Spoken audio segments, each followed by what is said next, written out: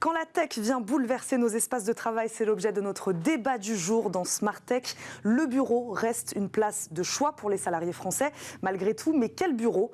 Créer des espaces plus connectés, une réalité virtuelle plus engageante aussi, pourrait permettre de booster la performance des entreprises, ou tout du moins se rapprocher davantage des nouvelles attentes des salariés en termes d'expérience au travail. On va tenter de jeter un œil et de comprendre avec nos invités ces espaces de travail du futur et leur intérêt pour toutes les parties, dirigeants et salariés. Mes invités aujourd'hui sont Jean-François Gaudy, directeur innovation et digital du groupe Inetum, comment on prononce Inetum, très bien, société de services et de solutions digitales. Bonjour Jean-François Gaudy. Bonjour. Merci beaucoup de nous accompagner aujourd'hui. Rémi Calvérac nous accompagne également, directeur de la transformation de l'environnement de travail chez JLL, groupe leader du conseil en immobilier d'entreprise. Bonjour. Bonjour. Bienvenue également à vous dans Smart Tech. Rémi Calvérac, la crise a-t-elle selon vous définitivement ancré, acté ce nouveau modèle de travail qu'on appelle hybride, c'est-à-dire un peu chez soi, un peu au travail? Ça, c'est acté? C'est complètement acté. C'est complètement acté. On ne peut pas dire que ça n'existait pas avant crise. C'est juste la crise a, je dirais, révélé à tous que cela fonctionnait et que ça devient la nouvelle façon de travailler. Le hybride, il est très différent selon chaque individu, selon chaque société, chaque entreprise, chaque culture, chaque pays. Ceci étant, le mode hybride que vous venez d'exprimer, il est là pour durer. Il est là pour durer, donc oui, c'est ce qu'on disait, ancré, donc en tout cas acté, mais peut-être pas forcément inné. Il y a des organisations qui ont peut-être encore du mal aussi de temps en temps à mettre en place ce type de système-là. Ça, vous le constatez aussi? Bien sûr, bien sûr, bien sûr. Certains sont plus propices à le faire parce qu'elles partaient déjà d'un mode relativement hybride, mais pour beaucoup, ça a été une nouveauté. Et on est dans une phase, je dirais, on a eu 2 ans déjà d'expérience, 2 ans et demi. On commence à voir des choses converger, c'est-à-dire des ambitions d'entreprise, de dirigeants, la réalité concrète des collaborateurs qui le vivent au quotidien et qui prennent leurs habitudes. Donc les statistiques nous montrent, il y a une sorte d'habitude qui commence à être prise. Les gens ont trouvé leur mode de fonctionnement, mais ce n'est pas pour autant que c'est terminé, puisqu'on n'a pas de recul, on n'a pas de retour d'expérience. Donc les choses évoluent au quotidien, et c'est ça qu'il faut monitorer pour aller et faire mieux demain. Vous faites ce constat-là? Oui, effectivement. D'ailleurs, nous, ça nous a amené à développer des logiciels qui permettent d'organiser l'avenue des salariés au bureau, ou de faire un mélange entre la présence à la maison et le fait d'aller au bureau, de s'organiser en équipe aussi. Donc effectivement, il y a toute une organisation du travail qui se met en place, tout ce qui est autour du flex, ce qu'on appelle le flex office. Flex office. Et on voit aussi d'autres choses qui commencent à apparaître, c'est le fait d'aller soit au bureau, soit à la maison, soit effectivement de trouver des lieux intermédiaires qu'il faut pouvoir cibler de manière juste, et pourquoi pas aussi la partie virtuelle qui est encore une autre approche. Moi, j'ai une question, puisqu'on parle des nouveaux espaces de travail, des espaces de travail de demain. Qu'est-ce qui, dans cette crise, a poussé les organisations à repenser justement ces espaces de travail, alors que justement, on y passe moins de temps? C'est ce qu'on vient de se dire. Les salariés sont de plus en plus chez eux. Voilà, je me permets de poser cette question-là avant de rentrer dans les détails de ces nouvelles technologies qui vont un peu bouleverser nos espaces de travail. Je me dis, voilà, on a pensé à ça alors que finalement le salarié est de moins en moins au bureau. Alors, pour plein de raisons. Il y a un alignement en fait des intérêts. Le salarié, parce qu'il a compris qu'il pouvait travailler de manière hybride et qu'il y trouvait un intérêt personnel dans l'organisation de sa vie. Voire qu'il était plus efficace parfois quand il n'était pas au bureau, que ce soit chez lui ou dans un tiers-lieu, comme il vient d'être précisé. Chez le dirigeant, il y avait un enjeu double qui était à la fois économique, des mètres carrés qui coûtent cher, surtout dans les centres-villes de grandes cités comme Paris, et qui seraient vides une grande partie de la semaine. Ça ne fait pas sens, ça ne fait pas sens écologique non plus. On chauffe, on refroidit, on éclaire des locaux qui ne sont pas utilisés. Donc il y a un objet de rationalisation. Mais il y avait aussi un objet de repenser la raison de venir au bureau, et pas au travail, je dis bien au bureau. Et les bureaux actuels, en tout cas avant crise, n'étaient pas adaptés à la façon dont on travaille aujourd'hui. Donc on ne va pas au bureau pour se poster sur un poste de travail, quel qu'il soit, fermé dans un open space, et y travailler toute la journée. On va au bureau pourquoi? Alors dites-nous, je sais que vous êtes l'auteur d'un baromètre. Quelles sont aujourd'hui, on va dire, les principales attentes des salariés concernant le bureau? Bien sûr, il est assez intuitif. Le premier, c'est pour socialiser. C'est pour rencontrer ses équipes, rencontrer son management. S'immerger dans la culture d'entreprise, évidemment, qu'on n'a pas nécessairement chez soi. C'est aussi un accès à des ressources que l'on n'a pas nécessairement chez soi. Des ressources technologiques, des ressources d'apprentissage. C'est aussi le lieu où on va tisser son réseau. C'est particulièrement vrai pour de nouveaux collaborateurs, de jeunes collaborateurs qui débutent leur vie. Ils ont besoin de tisser des liens professionnels, créer leur réseau, et c'est difficile à faire dans un Teams quand on est chez soi dans son appartement. Sur cette question du pourquoi le salarié aujourd'hui vient au bureau. En fait, je rajouterais à tout ce qui vient d'être dit la création aussi. Oui. C'est-à-dire que créer à distance, créer en Teams, c'est quand même plus compliqué que de se mettre dans un environnement dans lequel on va être ensemble et où on va imaginer de nouvelles idées. Alors, j'en parle d'autant plus facilement que j'ai des équipes qui sont des équipes d'innovation. Donc, pour le coup, c'est leur boulot que de travailler ensemble pour imaginer des nouveaux concepts, etc. Et c'est vrai que les avoir ensemble pour travailler sur des sujets où ils vont pouvoir imaginer, discuter, manipuler pour créer de nouvelles solutions, c'est quand même dans des lieux en physique qu'on arrive à faire ça quand même le mieux. Je dirais le mieux. Après, il y a d'autres choses qui permettent d'aller vers ce genre d'approche. Mais le bureau reste quand même l'endroit où on a envie de se retrouver pour pouvoir faire de la création, justement. Vos approches à tous les deux sont complètement différentes. Dans quel sens vont les demandes des clients? Voilà, parce qu'on va parler de réalité virtuelle évidemment avec vous. On va parler de ces nouveaux espaces de travail peut-être plus technologiques en effet, avec des écrans interactifs, on imagine aussi. Enfin, voilà, vos approches sont différentes. Vous aujourd'hui, quelles sont les demandes de vos clients, que ce soit plutôt sur l'aspect immobilier et donc aménagement d'un espace de travail, ou plutôt l'aménagement d'un espace, là en l'occurrence plutôt virtuel? C'est ça, les entreprises demandent un peu des deux aujourd'hui? Elles sont complémentaires. En fait. Oui, c'est ça. Les deux sont complémentaires. Je pense que les deux approches sont complémentaires. D'ailleurs, je disais tout à l'heure qu'on avait créé des logiciels pour organiser le flex office. Là, quand on parle de flex office, on n'est pas dans le virtuel. On est bien dans le fait de se retrouver au bureau et d'organiser sa présence au bureau avec le reste des équipes. Quand on parle de virtuel, c'est complémentaire. C'est le moment où on ne va pas forcément être au bureau. Ou pour autant, on peut également être au bureau, mais avec des bureaux qui sont différents, qui vont être dans des espaces différents, avec des équipes qui peuvent être éclatées entre plusieurs villes. Et donc, ça évite potentiellement d'avoir à voyager autant qu'on le faisait auparavant. Et donc, du coup, la réalité virtuelle, quand on l'utilise de cette manière-là, elle permet de rapprocher, de continuer à travailler. Le sujet de la réalité virtuelle, puisque je vais en parler un petit peu, le sujet de la réalité virtuelle, c'est quand même d'arriver à être dans un monde immersif dans lequel on va retrouver cette expérience qu'on essaie d'avoir en présentiel au bureau. Mais dans ce monde immersif, on n'est pas forcément à côté de la personne avec laquelle on va travailler. Et donc, c'est pour ça que c'est un mélange de ces deux mondes qui, pour moi, fait le futur du travail qu'on va avoir dans les années à venir. Sur cette complémentarité, justement, c'est ça qui est peut-être intéressant, sur ces nouveaux espaces de travail. L'espace de travail de demain, il sera un peu en virtuel, il sera un peu en réel. Déjà, juste avant de répondre, sur le pourquoi, parce que vous demandiez le pourquoi, il est simple, c'est que d'une part, certaines entreprises ont du mal à faire revenir leurs collaborateurs, en tout cas autant qu'ils le souhaiteraient.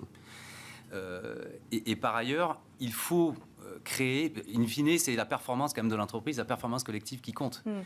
Si les gens ne sont pas heureux, ils ne s'épanouissent pas, ils ne travaillent pas bien en équipe, ça ne fonctionne pas. Donc il faut qu'ils reviennent, et qu'ils reviennent dans les bonnes conditions, et qu'ils reviennent justement dans une proportion qui permette que tout ça fonctionne. Et donc, comme je le disais, ce n'est pas adapté. Donc il y a évidemment des typologies d'espaces qui sont plus adaptées au travail collaboratif, au travail aussi individuel et de concentration, qui existent encore au bureau, il ne faut pas l'oublier. Mais ça va plus loin. Le vrai sujet, c'est comment les technologies qui existent, qui sont là, et on vient d'en parler, peuvent nous amener à augmenter cette expérience. Parce qu'une mauvaise expérience en venant au bureau fait qu'on n'y va plus, ou on n'y travaille pas bien. Donc comment la technologie est au service de cette expérience. Et c'est là où la multitude d'initiatives que l'on voit sur le marché nous permettent, quelles que soient les thématiques, d'aller beaucoup plus loin. On a des sujets de VR, et ça c'est le tout début. Clairement c'est le tout début, ça ouvre tout un pan du monde du travail de demain qui est fantastique. Mais sans aller jusque-là, des choses aussi qui touchent à l'IA et comment l'intelligence artificielle peut nous permettre, comme je dirais un petit agenda personnel qui prend en compte les datas, vos usages, vos cas, vos habitudes, ou les habitudes individuelles et collectives, de vous proposer des choses, des lieux de rencontre, des dates de venue sur site, qui permettent d'améliorer cette performance collective. Ça va assez loin. Ça va assez loin. On va revenir évidemment sur tous ces outils disponibles aujourd'hui aux organisations. Pour revenir, Jean-François Gaudier, avec vous sur la réalité virtuelle, vous, quel scénario aujourd'hui vous proposez aux entreprises avec lesquelles vous travaillez, justement pour créer cette expérience de travail auprès du salarié? On cherche à être projeté dans quel monde? Alors, Voilà. en fait, vous avez prononcé tous les deux le mot qui est important, c'est le mot expérience. Ouais. En fait, c'est très important parce que je vais commencer par vous raconter un peu ce qu'il y a en réalité virtuelle et qui, pour moi, ne sert à rien. Ouais. Typiquement, il y a beaucoup d'environnements dans lesquels on va se retrouver immergé dans un décor, en gros. Dans ce cas-là, on prend la forme d'un avatar. Les autres personnes prennent aussi la forme d'un avatar. Et puis, on peut interagir, c'est-à-dire dialoguer avec eux, les voir sous la forme de l'avatar, et dialoguer avec eux. Un exemple, c'est celui des cours. L'étudiant avatar qui va dans son cours, c'est-à-dire une salle de cours ou un amphi qui est modélisé, qui va s'asseoir pour regarder un prof avatar qui passe des slides. Pour moi, aucun intérêt. Pourquoi ? Parce qu'il n'y a pas d'expérience. Là, dans ce cas-là, moi, je préfère avoir un Teams que d'être immergé en 3D dans un monde de réalité virtuelle. Par contre, si on commence à pouvoir interagir avec les autres, mais aussi avec l'environnement, c'est-à-dire pouvoir déplacer des objets virtuels, pouvoir les assembler, pouvoir modifier l'environnement dans lequel on se trouve, là, on commence à créer l'expérience. Donc, je vous donne un ou deux exemples. Ouais. Déjà, on peut imaginer modéliser une usine avec des machines, etc., et mettre les différents opérateurs à l'intérieur de cette usine et leur permettre de manipuler, comme s'ils étaient dans la réalité, les outils. En fait, on crée des scénarios, on crée des simulateurs de réalité pour apprendre aux gens, pour enseigner certains gestes. On peut, à l'inverse, aller travailler sur des cas qui sont difficiles à recréer. Par exemple, est-ce que c'est facile de prendre la parole en public devant 4000 personnes quand on ne s'est jamais entraîné à le faire ?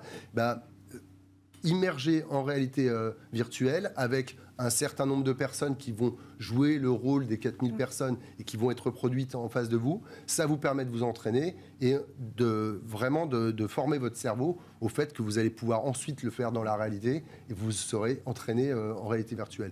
Puis, je parlais tout à l'heure des cours. Aujourd'hui, je suis en train de travailler avec une école qui est Grenoble, l'école de management, pour ne pas les citer. On construit ensemble un campus virtuel pour lequel notre idée, c'est justement de créer de l'expérience avant de créer des endroits où les étudiants vont pouvoir se retrouver ensemble. Ils vont se retrouver ensemble, ils vont interagir, mais ils vont surtout pouvoir créer en manipulant un environnement virtuel qui parfois peut être très différent de la réalité. Ouais. On peut s'imaginer, par exemple, changer les règles de la réalité, changer la pesanteur, faire un cours sur la Lune. Enfin, vous voyez, ce qui est intéressant, c'est justement d'être créatif dans ces environnements. On a besoin de se déconnecter de la réalité aussi à un moment, aujourd'hui au travail. Alors, pas forcément dans de la VR au moment où on se parle, mais oui, il faut des moments de déconnexion. Ouais. Alors ça ressort aussi beaucoup dans les baromètres. Le travail est plus intense. D'accord, il s'intensifie, qu'il soit réalisé chez soi, dans un tiers-lieu, au bureau. Et donc, les lieux qui permettent, physique ou de main virtuelle, de déconnecter de manière individuelle ou collective est très important. Et donc, on voit fleurir un certain nombre d'espaces de concentration, de méditation, de repos, en tout cas qui permettent de créer ces coupures et d'être du coup plus performant quand on revient sur une tâche de concentration ou de création. Et se déconnecter en se connectant, c'est un peu particulier. C'est particulier, mais oui et non, parce que se déconnecter, c'est reposer son cerveau, le faire passer à autre chose, en tout cas se régénérer. On parle beaucoup du bureau régénérant chez JLL, donc c'est un peu une oxymore qui interroge, mais c'est une réalité. Donc oui, la technologie contribuera à en faire partie, clairement, à accélérer les choses. Les salariés français, je ne sais pas si c'est quelque chose qui ressort de votre étude, ils sont friands de ces nouvelles technologies aujourd'hui. Si oui, quel secteur ? Voilà, je ne sais pas, on imagine des boîtes de la tech qui, en effet, avec des salariés qui seraient peut-être plus habitués à ce type de dispositifs ou d'outils. Dites-moi le contraire si jamais... Mais voilà, est-ce que les salariés français, de manière générale, sont en attente de ces outils tech au sein de leur espace de travail ? C'est une attente pour encore une fois, augmenter l'expérience et faciliter la vie du quotidien. Ce n'est pas une attente de la tech pour de la tech. Comme il a dit, il ne faut pas que ça soit un gimmick où finalement, voilà, on met des écrans partout, on met des partout, on peut se projeter. Non, il faut que ce soit utile d'un point de vue personnel, utile d'un point de vue collectif, utile au travail ou à des choses plus perso. On booste l'expérience. L'objectif, in fine, donc de booster l'expérience, peut-être booster aussi le bien-être du salarié au travail. On booste aussi après la performance. Il est là aussi peut-être l'objectif. Un salarié qui est mieux au travail, c'est un salarié qui est plus efficace. Ça, en général, ça va de soi. C'est ça. Si on n'est pas bien, on travaille moins bien. Donc le bien-être fait partie aujourd'hui des top priorités. C'est devenu devant le salaire, devant les priorités du pourquoi je cherche, et ce que je recherche dans le travail et pas qu'au bureau. Et donc on doit s'en saisir, les employeurs doivent s'en saisir, l'immobilier doit s'en saisir, parce que oui, il y a un impact déjà de la mobilité, donc le transport pour aller jusqu'au bureau, et le bureau lui-même, il impacte la santé. Il peut y avoir du bruit, il y a des sujets de qualité de l'air, il y a de la qualité de la lumière, du déplacement, tout ça, ça peut créer aussi du stress ou du mal-être. Et donc comment on l'intègre dans la façon dont on pense l'environnement de travail demain est absolument obligatoire.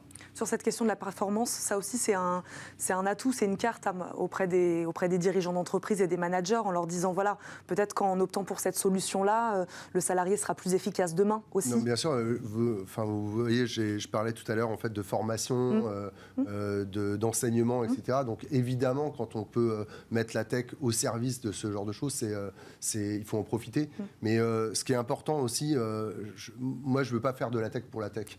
En réalité, la réalité virtuelle, transformer tout le monde réel par de la réalité virtuelle, je pense que personne n'a envie de vivre ça. En réalité, il faut vraiment utiliser la réalité virtuelle pour ce qu'elle est, c'est-à-dire la création d'expériences qui ne sont pas forcément faciles à mettre en place dans la vraie vie, mais par contre, toujours accompagner ça de la présence dans les bureaux, avec des collègues avec qui on va créer justement, juste augmenter les outils, les varier, avoir cet équilibre entre la vie personnelle à la maison dans laquelle on peut travailler, la vie au bureau et avec des outils qui sont complémentaires. Est-ce qu'on a des pays qui font ça très bien? Là, je parle plutôt sur l'aspect immobilier. Voilà, est-ce qu'on s'inspire de modèles? Je ne sais pas, est-ce que les anglo-saxons sont en avance sur nous? Les pays scandinaves, voilà, quand on pense au bureau de demain, est-ce qu'on a des modèles comme ça qui viennent en tête? La réponse est non. On n'a rien à envier à d'autres pays. Je dirais que la crise a vraiment mis tout le monde sur le même plan. Donc après, ce n'est pas vraiment lié au pays, c'est lié aux cultures et aux entreprises. Voilà, donc on a des entreprises en France très très en avance sur le sujet.